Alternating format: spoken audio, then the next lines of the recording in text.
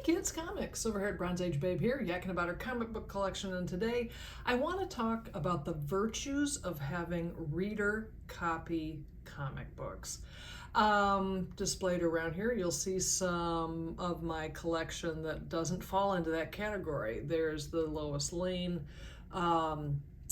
first appearance in Showcase number 9. That would kind of fall into the historical comic book that you only want to take out of the bag every now and then and paw through.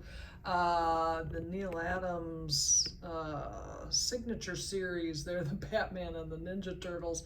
You know, I have several CGC slabs of comic books that I'm thrilled to have because they're favorite books, and the CGC slab takes care of them. The Lois Lane book behind there is actually, let me get you out of the way, is signed by Neil Adams, so I put that in a self-slabbing method so that it wouldn't get messed up. And the Batman is that's a Alec Ross signature where he's vibing on a Neil Adams Batman. So, there's definitely a place in my collection for books that are very special to me and maybe have some monetary value that I want to protect for my heirs down the road. But here's what I want to talk about, and that is the beauty of the reader copy. We lost power at our house over the last 3 days, and I entertained myself by going down the basement where I keep my reader copy run filler books and just grabbing a bunch of Batman books. And as I have said before, my collection, the majority of it are reader copy books. If you're into grading, they are generally in the 4.5, 5 range. And here's why I love those. It is guilt-free reading. First of all, for those of you like me who love to actually read old comic books, hold the book, read the ads, smell the paper,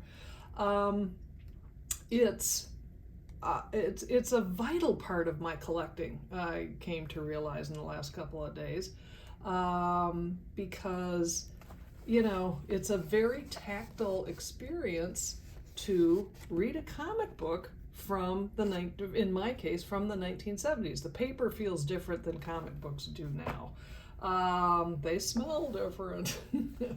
And the stories are different, and the letters, they actually have letters to the editor and the whole thing. I will say that I don't have the same experience reading these big 100-page giants from that back in the day, kind of in the same grade, because the way they had to publish these or produce these, they're more fragile. So my sweet spot is kind of these. And by the way, I had a ball, particularly reading these Batman books. 217, 236, 247, and what is this, 248. I think the Batman stories of that time frame, I like it a lot better than the detective books that I pulled out. But here's the beautiful thing about having low to mid-grade books. You can do this as you read your book. You can do that and feel absolutely guilt-free in doing so. And it's a delightful way to interact with your collection. So my recommendation is, if you are on the hunt for books that you can actually feel and touch and read, I'd go for books that are rated 4.0 to 5, maybe a 5.0. Sometimes with the books that are in 2.0 or 3.0, they're a little rattier and don't offer quite the same